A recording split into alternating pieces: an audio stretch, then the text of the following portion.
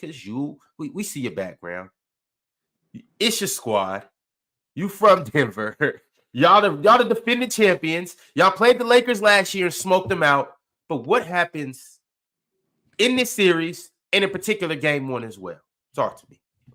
I feel like I talked too much about this one here. Y'all's thoughts. I think the Nuggets win. I don't think the Lakers have any answers for Jamal. Their best throw is going to be Gabe Vincent, and that's just not good enough. This just might be the worst defense Jamal has seen on the POA. I think since the Utah Jazz series, if I remember correctly, the one in 2020. Yeah, Jamal has 2 series in his career where he's averaged 30 points a game on 50, 40, 90 shooting. It was versus the Jazz in 2020 and versus the Lakers last year's. He just, if you don't have like people that can make it difficult for him, then he just kind of like is sleepwalking to like elite shot making. Last 5 games of the year, Jamal's averaging, I think, 25, 5, and 4 on 29 minutes a game, 28 minutes a game. And then he was shooting, I think 47% from the 3 and like 54% from the field. So he's been like on fire, I think, on 7 attempts a game. Jamal wants this matchup. He loves this matchup. Michael Porter had a 25-point, 10-rebound, 4-assist game versus the Lakers this year. The last game they played, I believe, Porter was the first player in NBA history to have a 25-10 game on 10-10 from the field and 5-5 from the three-point line. And then Aaron Gordon, obviously. I'm curious what they're going to do because LeBron is going to be guarding maybe Michael Porter as an off-ball player, and then AD is going to be sitting on Aaron Gordon. I don't think they should do this, by the way. I don't think the Lakers should do this. They're going to have AG on Aaron Gordon, Rui going to be guarding Joker, which then means that Jamal's going to be guarded by D'Angelo Russell or Austin Reeves, and then KCP is going to be chased around the perimeter by D'Angelo Russell and Austin Reeves. As good as the Lakers' offense has been, which has been great, they're not going to be able to touch the Nuggets' offense. So they're going to have to come up with some stops at some point. They're eventually going to put LeBron on Jamal and then have AD on Yoke. That way they can play the switches and all that kind of stuff. But at that point, then they're just going to kind of go empty side and then dump the ball into Joker. And if you help at all Maul off top side, then he's just going to rotate into the shot, or they're going to swing to Porter in the opposite corner. So, I'm curious to see how the Lakers respond. I think the Nuggets, they got this regular season thing where they'll play really well, but they don't ever throw their best punch except for some of the really big games in the year and like the Celtics game and all that stuff. But I think this is going to be another game one. They're going to come out swinging, and they very well could win anywhere from 8 to 12 points, I think. Remember opening night, the 2 teams played 119-107 was the score. Jokic had a 29-point triple-double as well. They just have the best player in the world right now. And like they just have basketball figured out. So we'll see. Yeah, we'll see. I want to follow up on Swiper because listen, bro. I'm afraid, bro. And I'm going to tell you why, dog. The media saying all this shit about if LeBron win, he the GOAT. This, that, and the third. Bro, I think it's going to be a free throw parade in Denver for the Lakers.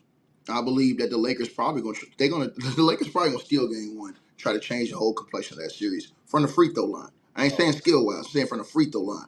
I think that you're going to see LeBron James be very aggressive in game one. I don't think he comes out passive in game one. I think he understands they've lost 8 games in a row. I think LeBron's going to be in attack mode, and he's going to get the whistle. I think that that's going to control the game early. I think that, of course we know Jokic outplays AD pretty much all the time. But I think that's going to be a LeBron game, and I think another guy for them that's going to be big for them is Austin Reeves. I think Austin Reeves steps up in these moments. And I think offensively, Austin Reeves is going to be big. I think that y'all are going to be able to exploit him defensively. As always, him and D'Lo. But I just think that, bro, I'm going to be honest with you, man. I'm afraid for this series, bro, because I feel like the referees, when I saw a stat that said that the Lakers had shot almost 500-something more free throws than the next team this season, that scared me, bro. And then with all this talk, it's just like, bro, I'm gonna really be watching the referees in this series, Swiper, to watch how they officiate this series with fouls. If you see Jokic get into foul trouble early, that's gonna be an issue too that we gotta watch out for. Does Jokic get 2 quick fouls in this series? You know what I'm saying? Who does Jokic guard? Lakers won the free throw battle last year by a pretty substantial margin in the Western Conference Finals. Yeah, but I'm talking about. But I think it's gonna be something hellified this year. And then, like I said, plus 100 or something. Who does Jokic guard? And this Anthony Davis, 80 shot AD shot 40% in an isolation situation versus Right, Jokic but last year. here's the thing. Darvin Ham said something at the end of the season that stuck with me, and he was just like, "Yo," he was telling them basically stop taking these crazy shots and start like forcing the referees to blow that whistle. And when he said that, I was just like, "Damn, dog! Like, this get ready to be a free throw parade." Because now, I'll just be honest with you, bro. Like, I feel like if the NBA feels like if the Lakers steal Game 1, it's gonna make the series better. You know what I'm saying? And then anything can happen because now even if Denver wins Game 2, they go back home with a split. You know what's gonna happen in Game 3 in LA? They're gonna get all the calls. Denver's gonna have to beat the hell out of them and the referees, in my opinion, to win this series. So it's going to be even more than last year. They're gonna have to beat the brakes off the Lakers and the refs to win this series, in my opinion, because I think the free throw discrepancy is gonna be absurd. And a guy I'm watching for Denver, bro. Like last year, you guys had parts that I love. I got questions about y'all's bench this year, bro. I didn't have questions last year about, you know what I'm saying, Jeff Green's experience when he came out hitting big shots. Me and Chilton talked about this, and Mars talked about this last year when we talked about Bruce Brown coming in the game, changing the game with his energy on both ends. You know what I'm saying? Guys like that. You guys have had some role play, but I don't know how all the pieces are going to fit now when it's money time. I saw how it fit last year, and it was sad that y'all couldn't bring that same team back and run it back with that same team. But it's going to be difficult because Jeff Green made big shots and big moments for y'all last year. You know what I'm saying? He made big threes, big shots, big plays.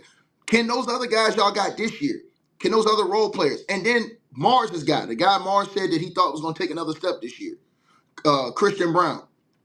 Playing a lot better. But now in the playoffs, with it all in the how is his role? Is he going to take a next step consistently? Because he played big in moments last year in the playoffs. But can he like fulfill what Bruce Brown brought to y'all on a regular basis last year? That's going to be big to me. Yeah. The problem is that, I mean, if the league wants to see you, the conspiracy theory thing, I don't hate it, but I thought we was past that sort of stuff. I think the difference in this series is D'Angelo Russell. He's going to make it more competitive off the strength that Bruce Brown is not there. Bruce Brown completely took him out of this. That wasn't his main matchup, though.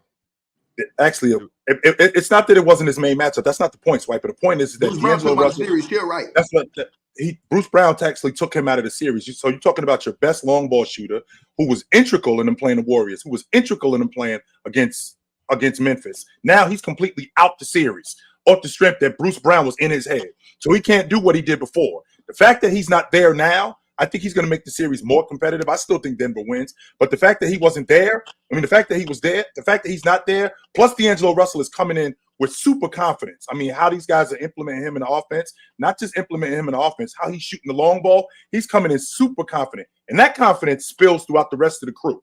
That these dudes see him shooting the long ball, they're going to get involved too. Now, don't get me wrong, Swiper. I don't think that there's a matchup for D'Angelo Russell and Jamal Murray if the game is close. When you got that two-man game with Jokic and Jamal Murray, it's virtually impossible. I won't argue that. However, I do think that D'Angelo Russell, without that element of Bruce Brown getting in his head, without that element of Bruce Brown taking him out of his game, and how important he is to that crew, without that element, and him coming in there, I think he's going to make a big difference in this series being more competitive this year. But he's not going to do that, Chill. He's going to play in those late game situations with Jokic and Jokic and Murray. Yeah. This is what I think that Darvin Ham's going to do. I think Darvin Ham's going to come with a curveball. I think he's going to play old boy they got from Miami a little bit and try to use him defensively on Murray, Gabe Vincent. Because I think he knows Gabe Vincent going to try. No, but Gabe Vincent is a better option to try to fight through those screens. Watch, Gabe Vincent going to get good minutes in his series. I stood next to him, Ticket, when he came to Denver, when he was for opening season, bro. He legit about 5'11", bro. He's a little dude. He's that small. He's about 6 foot on paper. He's probably listed a little higher, but he's not a big dude at all. He looks like a corner. Like but I'm saying he's gonna use him. I can see him in those situations using Gabe Vincent on Murray late games versus D'Lo. I'm saying, Murray's like 5 inches taller than him, though. Is what I'm saying. Like that's right. I mean, but you're gonna have to have a guy like that can fight and get through those screens. You're not putting Austin Reeves on him. You're not putting D'Lo on him. Well, the Nuggets are gonna. But you know what they're gonna do? They're gonna force that. Like whoever they want, they're gonna bring you up in a double drag and try to move you off that. So whoever they want to get, unless you're going to be like they're going to try to pull you out. So they're probably going to get Reeves or D'Lo, and then How? from there. How if late game Yeah. you're playing Jokic and Murray in the pick and roll? Because what they do is whoever like Reeves is guarding, they'll have KCP will roll up as soon as they cross half court, like right before KCP will roll up, and then Murray will then force a screen by like going over the top of it, and that forces a switch unless you're delayed, and then they'll attack right away. So it just depends. So, I mean, I think, again, I don't think the Lakers don't have a chance in each game. I just think the Lakers are going to have to, they're going to have to come up with so many different solutions on every possession. But then also, my methodology has always been the same. If you got the best player in the series, and then you have a healthy team, and you got the better coach, it's really hard to beat them. It's the player choice break.